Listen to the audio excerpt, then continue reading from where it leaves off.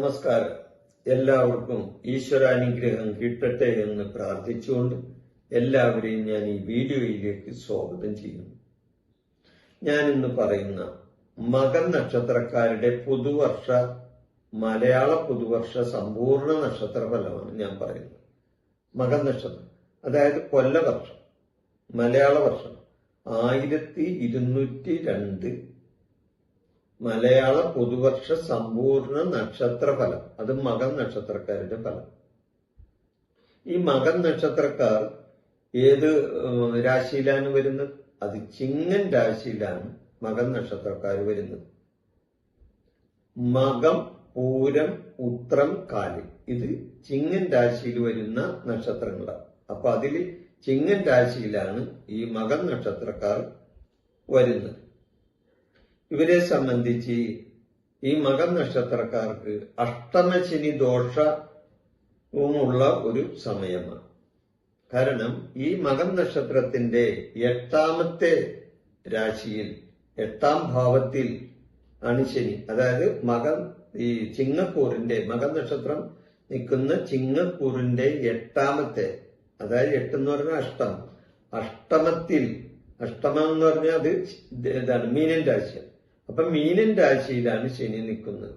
അപ്പോൾ അഷ്ടമരാശിയിൽ ശനി നിൽക്കുമ്പോൾ അതിനെ അഷ്ടമശനി എന്ന് പറയും.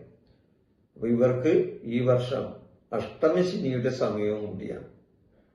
എന്നാൽ വേഴം 12ൽ നിൽക്കുന്നതിനാൽ അതോടൊപ്പം തന്നെ ഇവർക്ക് അനാവശ്യമായ ചില ചെലവുകൾ വന്നു ചേരാൻ സാധ്യതയുണ്ട്. അതുകൂടാതെ ജോലി സ്ഥലത്ത് പ്രയാസങ്ങൾ വന്നുകൂടാനും സാധ്യതയുണ്ട്. അപ്പൊ ജോലിയിൽ പ്രശ്നങ്ങൾ ഉണ്ടാവും. അതുകൂടാതെ വേഴം 12ൽ നിൽക്കുന്നത്, 12 എന്ന് പറഞ്ഞാൽ എന്താണ്? ചെലവിന്റെ സ്ഥാനമാണ്.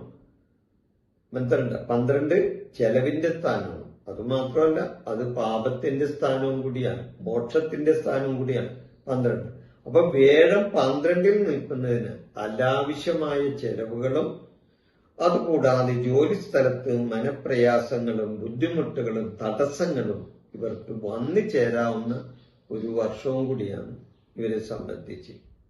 അപ്പൊ വരവിനേക്കാൾ കൂടുതൽ ചെലവ് ഉണ്ടാകാൻ സാധ്യത കാണുന്ന ഒരു സമയവും കൂടിയാണ്. ഇവരുടെ വരവിനെക്കാട്ടും കൂടുതൽ ചെലവ് വന്നു ചേരാം. കുടുംബത്തിൽ സമാധാനപരമായ അന്തരീക്ഷം ഉണ്ടാകുന്നതുമാണ്.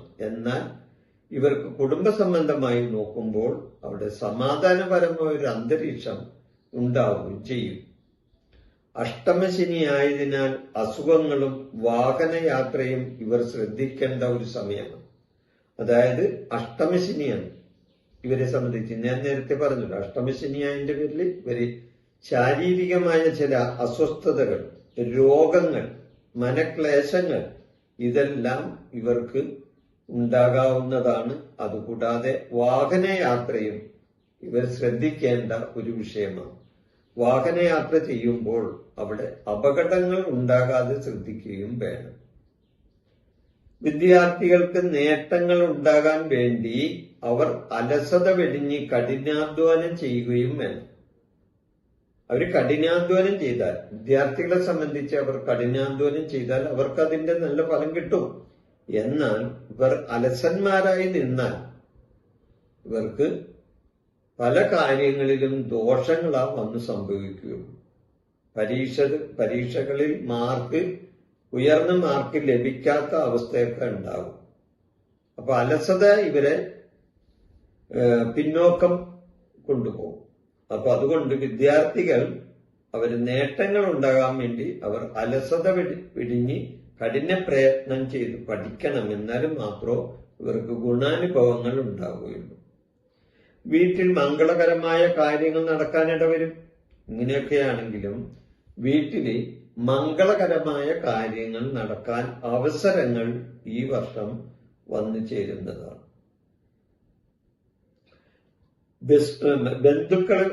ബന്ധുക്കൾ വഴിയും മാതൃസ്ഥാനത്തുള്ളവർ വഴിയും സഹായങ്ങൾ കിട്ടാനും ഇടയുണ്ട് ഇവരെ സംബന്ധിച്ച്.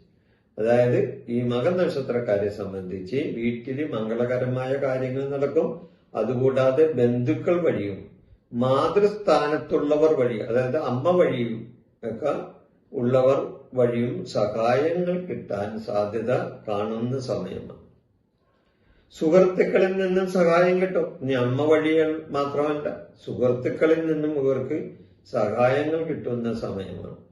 ചുരുക്കത്തിൽ അഷ്ടമശനി ഉള്ളതിനാൽ ആരോഗ്യത്തിലും ധനകാര്യത്തിലും ജാഗ്രത പുലർത്തിയാൽ വേഴത്തിന്റെ ശുഭദൃഷ്ടി മകം നക്ഷത്രക്കാരെ വലിയ പ്രതിസന്ധികളിൽ നിന്നും കാത്തുരക്ഷിക്കുകയും ചെയ്യും. ഞാനൊന്നുകൂടി അത് വിശദമാക്കാം. അതായത് ചുരുക്കത്തിൽ ഇവർക്ക് അഷ്ടമശനി ഉള്ളതിനാൽ ആരോഗ്യ കാര്യത്തിലാണെങ്കിലും അതുകൂടാതെ തന്നെ ധനപരമായ കാര്യത്തിലാണെങ്കിലും ഇവർ ജാഗ്രത പുലർത്തിയാൽ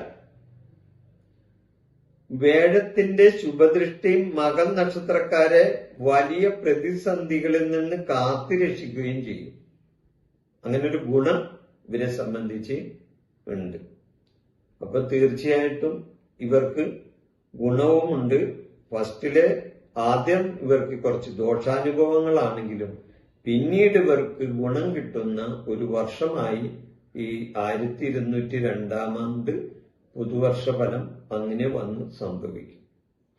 ഈ വിഷയം ഞാൻ ഇവിടെ അവസാനിപ്പിക്കുന്നു. നിങ്ങൾക്ക് നന്ദി, നമസ്കാരം.